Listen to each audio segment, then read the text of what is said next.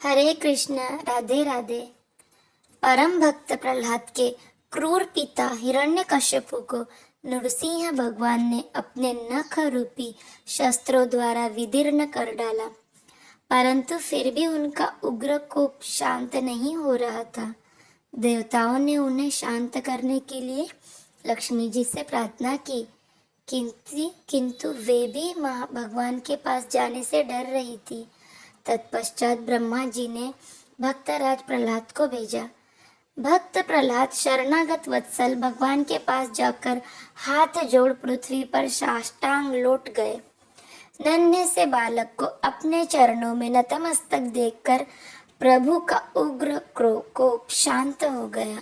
उन्होंने प्रहलाद को उठाकर जैसे ही अपना कर कमल उनके सिर पर रखा, भक्त प्रहलाद को परमात्मा तत्व का साक्षात्कार हो गया। उनके हृदय में प्रेम की धारा प्रवाहित होने लगी और नेत्रों से आनंदाश्रु झरने लगे। वे प्रभु के गुणों का चिंतन करते हुए गदगद वाणी से भावपूर्वक श्री हरि की इस प्रकार से स्तुति करने लगे। ब्रह्मा आदि देवता, ऋषि, मुनि और सिद्ध पुरुषों की बुद्धि निरंतर सत्वगुण में ही स्थित रहती है, फिर भी वे अपनी धारा प्रवाह स्तुति और अपने विविध गुणों से आपको अब तक भी संतुष्ट नहीं कर सके। फिर मैं तो घोर असुर जाति में उत्पन्न हुआ हूँ, क्या आप मुझसे संतुष्ट हो सकते हैं? मैं समझता हूँ कि धन, कुलीनता, रूप, तप, विद्या, ओज, तेज, प्रभाव, बल, पौरुष, बुद्धि और योग, ये सभी गुण परम पुरुष भगवान को संतुष्ट करने में समर्थ नहीं है, परंतु भक्ति से तो भगवान गजेंद्र पर भी संतुष्ट हो गए थे। मेरी समझ से इन 12 गुणों से युक्त ब्राह्मण भी यदि भगवान कमलनाथ के चरण कमलों से विमुख हो जाए तो उससे वह चांडाल श्रेष्ठ है, जिसने अपने मन, वचन, कर्म, धन और प्राण भगवान के चरणों में समर्पित कर रखे हैं। क्योंकि वह चांडाल तो अपने कुल तक को पवित्र कर देता है और बड़प्पन का अभिमान रखने वाला वह ब्राह्मण अपने को भी पवित्र नहीं कर सकता। सर्वशक्तिमान प्रभु अपने स्वरूप के साक्षात्कार से ही परिपूर्ण है। उन्हें अपने लिए शूद्र पुरुषों से पूजा ग्रहण करने की आवश्यकता नहीं है। वे करुणावश ही भोले भक्तों के हित के लिए उनके द्वारा की हुई पूजा स्वीकार कर लेते हैं। जैसे अपने मुख का सौंदर्य दर्पण में दिखने वाले प्रतिबिंब को भी सुंदर बना देता है, वैसे ही भक्त भगवान के प्रति जो जो सम्मान प्रकट करता है वह उसे ही प्राप्त होता है। इसीलिए सर्वथा अयोग्य और अनधिकारी होने पर भी मैं बिना किसी शंका के अपनी बुद्धि के अनुसार सब प्रकार से भगवान की महिमा का वर्णन कर रहा हूँ। इस महिमा के गान का ही ऐसा प्रभाव है कि अविद्यावश संसार चक्र में पड़ा हुआ जीव तत्काल पवित्र हो जाता है। भगवान, आप सत्वगुण के आश्रय हैं। ये ब्रह्मा आदि सभी देवता आपके आज्ञाकारी भक्त हैं। ये हम दैत्यों की तरह आपसे द्वेष नहीं रखते। प्रभु, आप बड़े बड़े सुंदर सुंदर अवतार लेकर इस जगत के कल्याण एवं अभ्युदय के लिए तथा उसे आत्मानंद की प्राप्ति कराने के लिए अनेकों प्रकार की लीलाएं करते हैं। जिस असुर को मारने के लिए आपने क्रोध किया था वह मारा जा चुका है। अब आप अपना क्रोध शांत कीजिए। जैसे बिच्छू और सांप की मृत्यु से सज्जन भी सुखी होते हैं, वैसे ही इस दैत्य के संहार से सभी लोगों को बड़ा सुख मिला है। अब सब आपके शांत स्वरूप के दर्शन की बाट जो रहे हैं। नृसिंह देव, भय से मुक्त होने के लिए भक्तजन आपके इस रूप का स्मरण करेंगे। परमात्मन, आपका मुख बड़ा भयावना है। आपकी जीभ लपलपा रही है, आंखें सूर्य के समान है, भौहें चढ़ी हुई है, दाढ़ें बड़ी पहनी है, आंतों की माला, गर्दन के बाल से खून से लथपथ, बर्छे की तरह सीधे खड़े कान और दिग्गजों को भी भयभीत कर देने वाला सिंहनाद, एवं शत्रुओं का कान फाड़ देने वाला आपके इन नखों को देखकर मैं तनिक भी भयभीत नहीं हुआ हूँ। दीनबंधु, मैं भयभीत हूँ तो केवल इस असह्य और उग्र संसार चक्र में पिसने से। मैं अपने कर्म पाशों से बंध कर इन भयंकर जंतुओं के बीच में डाल दिया गया हूँ। मेरे स्वामी, आप प्रसन्न होकर मुझे कब अपने उन चरण कमलों में बुलाएंगे जो समस्त जीवों की एकमात्र शरण और मोक्ष स्वरूप है। अनंत, मैं जिन जिन योनियों में गया उन सभी योनियों में प्रिय के वियोग और अप्रिय के संयोग से होने वाले शोक की आग में झुलसता रहा। उन दुखों को मिटाने की जो दवा है वह भी दुख रूप ही है। मैं न जाने कब से अपने से अतिरिक्त वस्तुओं को आत्मा समझकर इधर उधर भटक रहा हूँ। अब आप ऐसा साधन बतलाइए जिससे कि आपकी सेवा भक्ति प्राप्त कर सकूं। प्रभु, आप हमारे प्रिय हैं, अहेतु की हितैषी सुहृद है। आप ही वास्तव में सबके परमा आराध्य है। मैं ब्रह्मा जी के द्वारा गाई हुई आपकी लीला कथाओं का गान करता हुआ बड़ी सुगमता से रागादि प्राकृत गुणों से मुक्त होकर इस संसार की कठिनाइयों को पार कर जाऊंगा, क्योंकि आपके चरण युगलों में रहने वाले भक्त परमहंस परमात्माओं का संग तो मुझे मिलता ही रहेगा। भगवान नरसिंह, इस लोक में दुखी जीवों का दुख मिटाने के लिए जो उपाय माना जाता है वह आपके उपेक्षा करने पर एक क्षण के लिए ही होता है। यहाँ तक कि माँ बाप बालक की रक्षा नहीं कर सकते, औषधि रोग नहीं मिटा सकती और समुद्र में डूबते हुए को नौका नहीं बचा सकती। सत्वादि गुणों के कारण भिन्न भिन्न स्वभाव के जितने भी ब्रह्मादि श्रेष्ठ और कालादि कनिष्ठ करता है, उनको प्रेरित करने वाले आप ही हैं। वे आपकी प्रेरणा से जिस आधार में स्थित होकर, जिस निमित्त से, जिन मिट्टी आदि उपकरणों से, जिस समय, जिन साधनों के द्वारा, जिस अदृष्ट आदि की सहायता से, जिस प्रयोजन के उद्देश्य से, जिस विधि से जो कुछ उत्पन्न करते हैं या रूपांतरित करते हैं, वे सब और सब आपका ही स्वरूप है। पुरुष की अनुमति से काल के द्वारा गुणों में शोभ होने पर माया मन प्रधान लिंग शरीर का निर्माण करती है। यह लिंग शरीर बलवान, कर्ममय एवं अनेक नाम रूपों में आसक्त छंदोमय है। यही अविद्या के द्वारा कल्पित मन, 10 इंद्रिय और 5 तन्मात्रा, इन 16 विकार रूप अरों से युक्त संसार चक्र है। जन्म रहित प्रभु, आपसे भिन्न रहकर ऐसा कौन पुरुष है जो इस मन रूपी संसार चक्र को पार कर जाए। सर्वशक्तिमान प्रभु, माया इन 16 अरों वाले संसार चक्र में डालकर ईख के समान मुझे पेर रही है। आप अपनी चैतन्य शक्ति से बुद्धि के समस्त गुणों को सर्वदा पराजित रखते हैं और काल रूप से संपूर्ण साध्य और साधनों को अपने अधीन रखते हैं। मैं आपकी शरण में आया हूँ, आप मुझे इनसे बचाकर अपनी सन्निधि में खींच लीजिए। भगवान, जिनके लिए संसार में बड़े बड़े लोग लालायित रहते हैं, स्वर्ग में मिलने वाली समस्त लोकपालों की वह आयु, लक्ष्मी और ऐश्वर्य मैंने खूब देख लिए।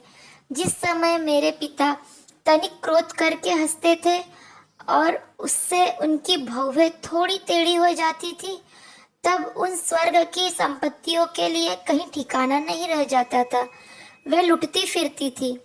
किंतु आपने मेरे उन पिता को भी मार डाला, इसीलिए मैं ब्रह्मलोक तक की आयु, लक्ष्मी, ऐश्वर्य और वे इंद्रिय भोग जिन्हें संसार के प्राणी चाहा करते हैं नहीं चाहता, क्योंकि मैं जानता हूँ कि अत्यंत शक्तिशाली काल का रूप धारण करके अपने उन्हें ग्रास कर रखा है। इसीलिए मुझे आप अपने दासों की सन्निधि में ले चलिए।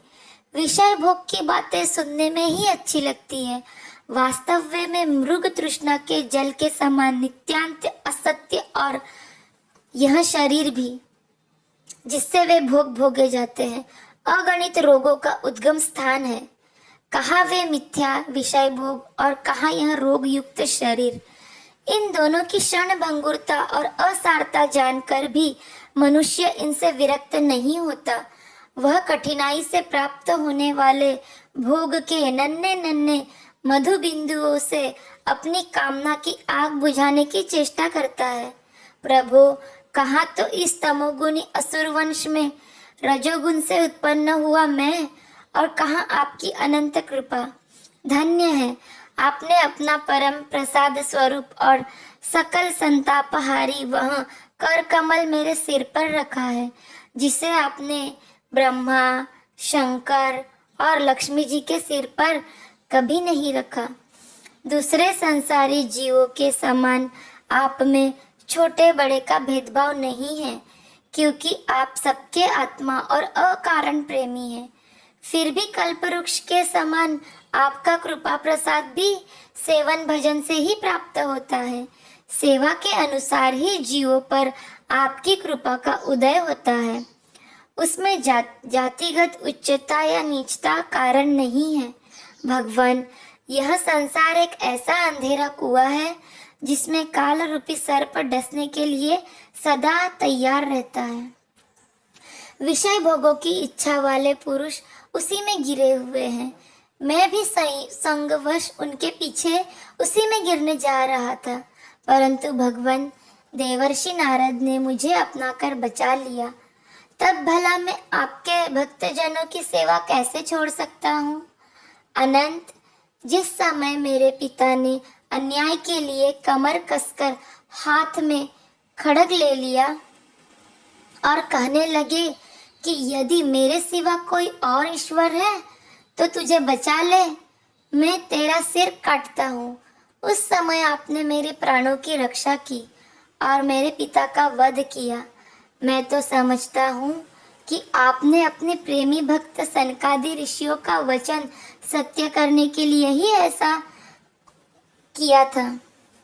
भगवान, यह संपूर्ण जगत एकमात्र आप ही है, क्योंकि इसके आदि में आप ही कारण रूप से थे, अंत में आप ही अवधि के रूप में रहेंगे और बीच में इसकी प्रतीति के रूप में भी केवल आप ही हैं।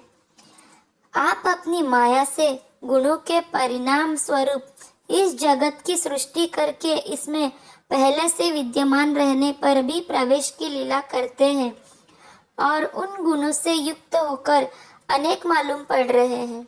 भगवान, यह जो कुछ कार्य कारण के रूप में प्रतीत हो रहा है वह सब आप ही है और इससे भिन्न भी आप ही है।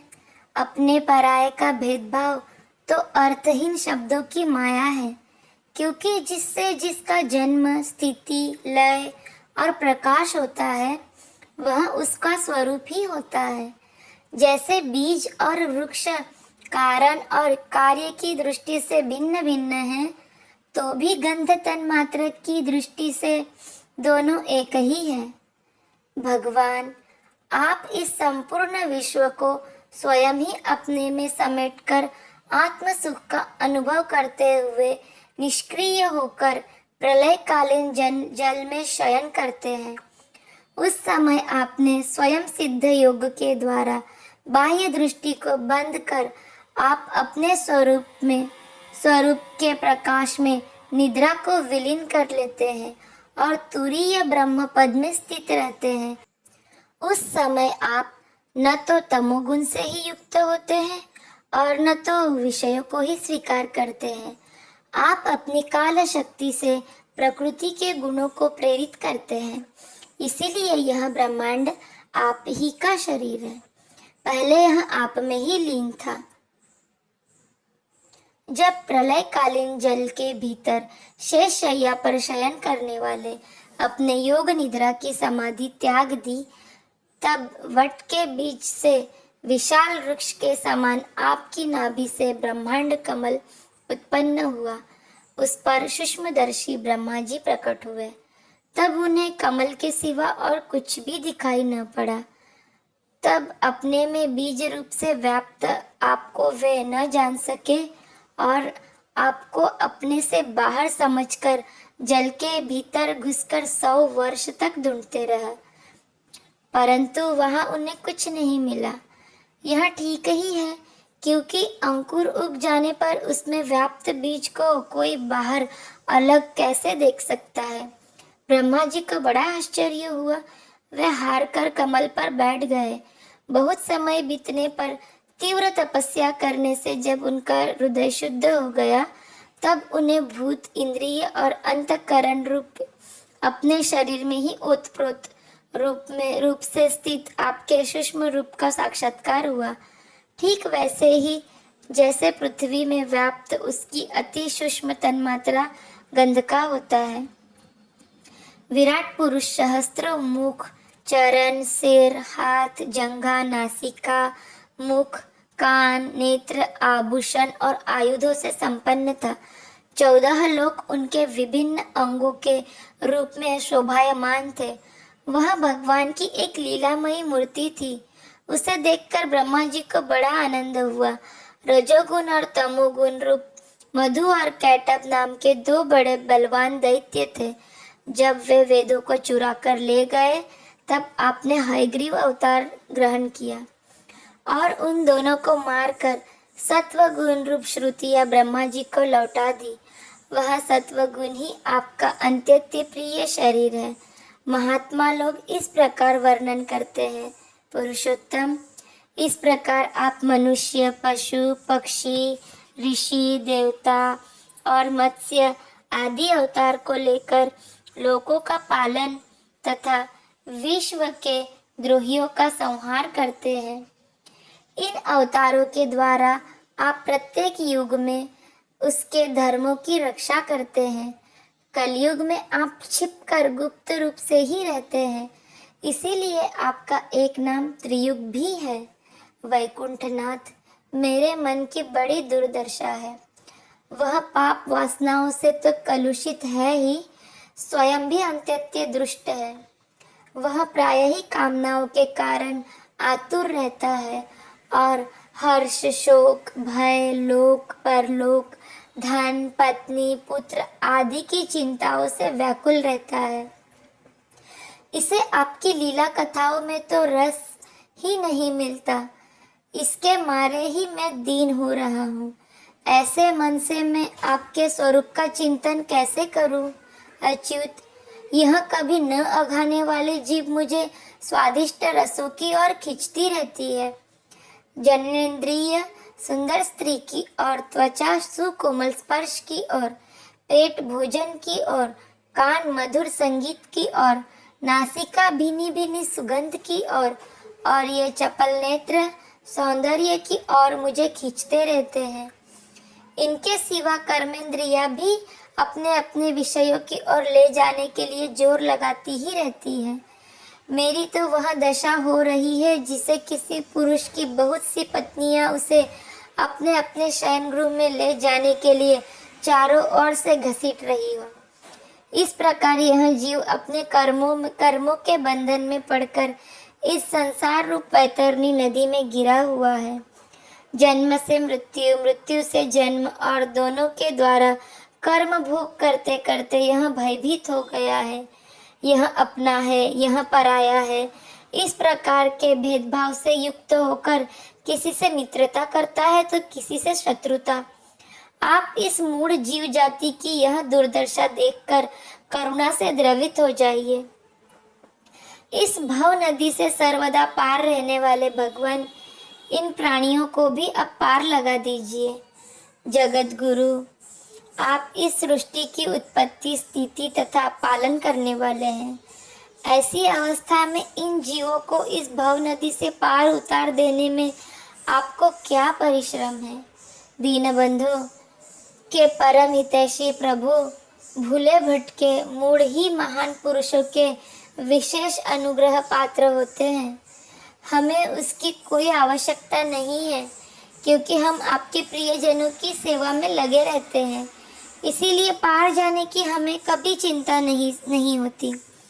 परमात्मन, इस भव वैतरणी से पार उतरना दूसरे लोगों के लिए अवश्य ही कठिन है, परंतु मुझे तो इससे तनिक भी भय नहीं है, क्योंकि मेरा चित्त इस वैतरणी में नहीं, आपकी उन लीलाओं के गान में मग्न रहता है, जो स्वर्गीय अमृत को भी तिरस्कृत करने वाली परम अमृत स्वरूप है। मैं उन मूढ़ प्राणियों के लिए शोक कर रहा हूँ, जो आपके गुणगान से विमुख रहकर इंद्रियों के विषयों का मायामय झूठा सुख प्राप्त करने के लिए अपने सिर पर सारे संसार का भार ढोते रहते हैं। मेरे स्वामी, बड़े बड़े ऋषि मुनि तो प्रायः अपनी मुक्ति के लिए निर्जन वन में जाकर मौन व्रत धारण कर लेते हैं। वे दूसरों की भलाई के लिए कोई विशेष प्रयत्न नहीं करते, परंतु मेरी दशा तो दूसरी ही हो रही है।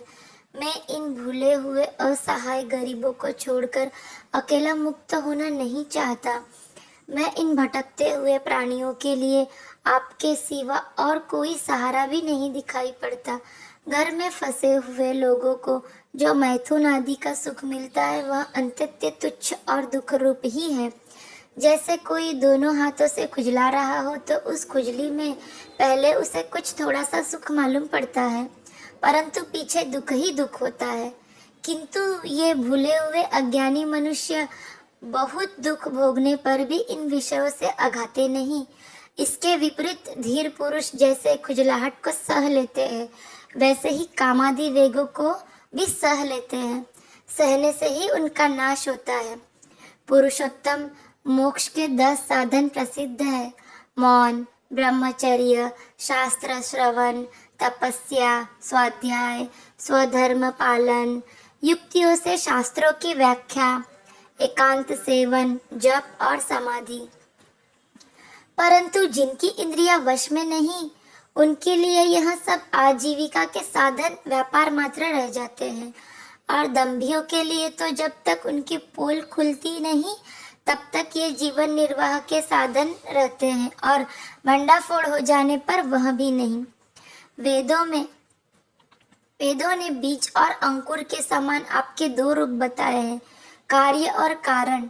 वास्तव में आप प्राकृत रूप से रहित है, परंतु इन कार्य और कारण रूप को छोड़कर आपके ज्ञान का कोई और साधन भी नहीं है। काष्ठ मंथन के द्वारा जिस प्रकार अग्नि प्रकट की जाती है, उसी प्रकार योगी जन भक्ति योग की साधना से आपको कार्य और कारण दोनों में ही ढूंढ निकालते हैं, क्योंकि वास्तव में ये दोनों आपसे पृथक नहीं, आपके स्वरूप ही है। अनंत प्रभु वायु, अग्नि, पृथ्वी, आकाश, जल, पंच तन्मात्राएं, प्राण, इंद्रिय, मन, चित्त, अहंकार, संपूर्ण जगत एवं सगुण और निर्गुण सब कुछ केवल आप ही है। तो क्या मन और वाणी के द्वारा जो कुछ निरूपण किया गया है, वह सब आपसे पृथक नहीं है? समग्र कीर्ति के आश्रय भगवान, यह सत्वादि गुण और इन गुणों के परिणाम महतत्वादि देवता, मनुष्य एवं मन आदि कोई भी आपका स्वरूप जानने में समर्थ नहीं है, क्योंकि यह सब आदि अंत वाले हैं और आप अनादि एवं अनंत है। ऐसा विचार करके ज्ञानी जन शब्दों की माया से उपरत हो जाते हैं। परम पूज्य, आपकी सेवा के 6 अंग हैं: नमस्कार, स्तुति, समस्त कर्मों का समर्पण, सेवा, पूजा, चरण कमलों का चिंतन और लीला कथा का श्रवण। इस षडंग सेवा के बिना आपके चरण कमलों की भक्ति कैसे प्राप्त हो सकती है, और भक्ति के बिना आपकी प्राप्ति कैसे होगी? प्रभु, आप तो अपने प्रिय परम प्रिय भक्तजनों के परम हंसों के ही सर्वस्व है। राधे राधे। जय श्री कृष्ण।